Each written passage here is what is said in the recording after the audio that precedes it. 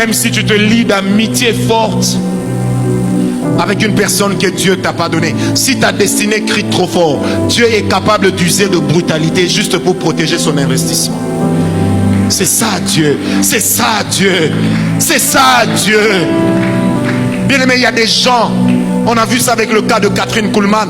Elle s'est mariée à un pasteur, elle est allée à l'est alors que Dieu la voulait à l'ouest.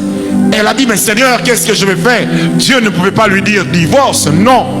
Mais quand elle-même a vu que ma destinée est bloquée à cause de cet homme, elle-même dira que quand elle s'est séparée de lui, tout s'est ouvert. Parce que Dieu ne peut pas violer sa propre parole, mais Dieu te donne à toi de corriger tes propres erreurs.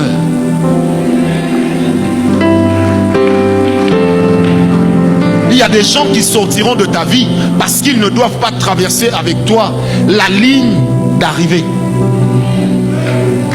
Ils ne doivent pas traverser avec toi.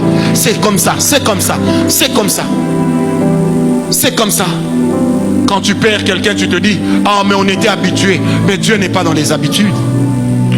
Non, Dieu n'est pas dans les habitudes. Dieu taxe de réussite que ce qui correspond à ce qu'il avait dit. Si Dieu te dit, tu seras leader de 900 et toi tu as 899, ça veut dire que tu n'as quand même pas atteint ta destinée. Vous savez, j'aime bien la parole de notre maître quand il a dit Tételestai, tout est accompli. Donc la chose que Jésus, de laquelle il voulait s'assurer avant de rendre son esprit entre les mains de son Père, la seule chose c'était, est-ce qu'il reste quelque chose? Dès qu'il a vu qu'il ne restait rien, alors il dit, tout est accompli. L'archevêque Benson Idahosa, paix à son âme, le jour où il est mort, il n'est pas mort parce qu'il était malade, des petits maux de tête. Il dit à sa femme, chérie, allons au salon. Il s'assied au salon, il dit à sa femme, amène-moi le livre des promesses. La femme amène le livre de promesses, il lit. Il dit à sa femme, chérie, est-ce qu'il y a quelque chose que Dieu n'a pas accompli? Sa femme dit, bizarre chérie, Dieu a tout accompli. Il a souri. Il dit à sa femme, laissez-moi seul. Il reste là, quand la femme vient, il est mort. Oh, ça c'est mourir de la mort du juste. Il n'a pas dit, est-ce que tout le monde est d'accord avec moi?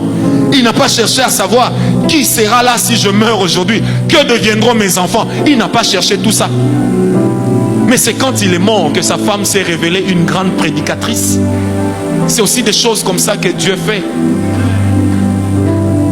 Dieu ne laisse pas ses enfants orphelins. Bien-aimés, que personne ne vous détourne de votre destinée. Même quand ça va mal, n'oubliez jamais que Dieu fera ce qu'il a dit. Il le fera. Il le fera. Il le fera. Agabius ramasse la ceinture de Paul. Et puis dit, l'homme à qui appartient cette ceinture, s'il monte à Jérusalem, il sera mis à mort. La Bible dit, Paul est venu, il a arraché cette ceinture.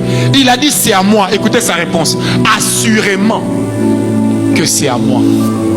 Et si je dois mourir, je mourrai.